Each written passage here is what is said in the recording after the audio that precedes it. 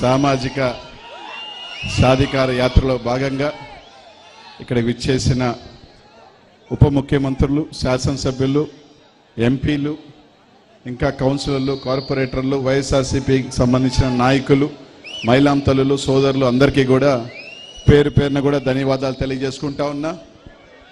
మామూలుగా ఎవరైనా లాస్ట్లో ఒక పెద్ద స్పీచ్, అదిరిపోయే స్పీచ్ ఉంటుంది. రవి మాట్లాడిన తర్వాత ఇంకెవరికి కూడా మాట్లాడే పరిస్థితులు లేకుండా ఉన్నాయి. మామూలుగా ఎక్కడైనా ఉంటే ఫస్ట్ మాట్లాడేసి పనుందని వెళ్ళిపోతాం. రవి మాట్లాడుతున్నంత సేపు నెక్స్ట్ ఇంక ఎత్తుక్కోవాల్సి వస్తుంది. నేను కూడా ఏం మాట్లాడాలని అద్భుతంగా మాట్లాడిన తర్వాత ఇంకా మేము ఎవరు మాట్లాడినా కూడా అది తేలిపోతుంది. ఇంత పెద్ద ఎత్తున గత 2 నెలల నుంచి ఏ ప్రాంతం చూసినా, ఎక్కడికి వెళ్ళినా ఒక పండుగ వాతావరణం.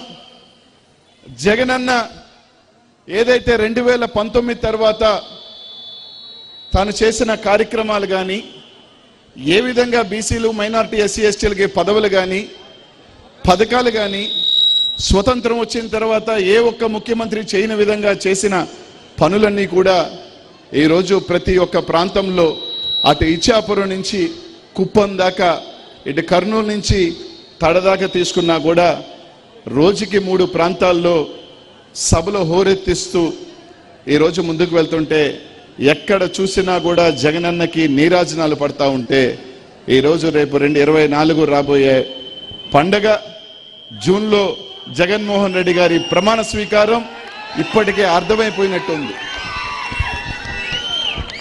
ఇక్కడున్న వాళ్ళందరూ, ఈ రాష్ట్రంలో బీసీ, మైనార్టీ, ఎస్సీ ఎస్టీలు అందరూ కూడా, ప్రతి ఒక్కరు కూడా ఆలోచన చేయాల్సిందల్లా ఒక్కటే. స్వతంత్రం వచ్చిన తర్వాత ఎంతో మంది ముఖ్యమంత్రి రాష్ట్రంలో వచ్చారు, పెద్ద పెద్ద ముఖ్యమంత్రులు వచ్చారు. దాంట్లో 2 గుర్తుండిపోయే ముఖ్యమంత్రులు, ఒకరు ఎన్టీ రామారావు గారు అయితే ఒకరు రాజశేఖర రెడ్డి గారు. కానీ 2019 తర్వాత వచ్చిన ముఖ్యమంత్రి వీరి ఇద్దరిని కలిపితే ఎవరు అంటే అది జగన్మోహన్ రెడ్డి గారు అని చెప్పి తెలియజేస్తా ఉన్నా. ఎందుకంటే 2019 ముందు కూడా బీసీలకు కొంతమందికి పదవులు వచ్చినాయి, మైనార్టీలకు కూడా అడపాదడపా పదవులు వచ్చినాయి, ఎస్సీ ఎస్టీలకు అంటే రిజర్వేషన్లు ఉన్నాయి కాబట్టి తప్పక పదవులు వచ్చినాయి. కానీ 2019 ఎన్నికల ముందు ఏదైతే జగన్మోహన్ రెడ్డి గారి పాదయాత్ర చేస్తూ ముందుకు వెళ్ళి ఈ రాష్ట్రంలో భారతదేశ చరిత్రలో 50% ఓట్ షేరు పైగా 80% సీట్లతో 151 సీట్ల కైవసం చేసుకున్న ముఖ్యమంత్రి జగన్మోహన్ రెడ్డి గారు ప్రమాణ స్వీకారం చేసిన తర్వాత ఈ రాష్ట్రంలో చూస్తే ఏదైతే బడుగు బలహీన వర్గాల మైనారిటీ, ఎస్సీ ఎస్టీలు నన్ను గుండెల్లో పెట్టుకొని చూసుకున్నారో వాళ్ళు ఏ విధంగా చూసుకోవాలి అని చెప్పి మంత్రి పదవుల దగ్గర నుంచి రాజ్యసభ సభ్యులు కానీ, మేయర్లు కానీ, జెడ్పీటీసీలు కానీ, కార్పొరేషన్లు కానీ, కౌన్సిలర్లు కానీ, కార్పొరేషన్ చైర్మన్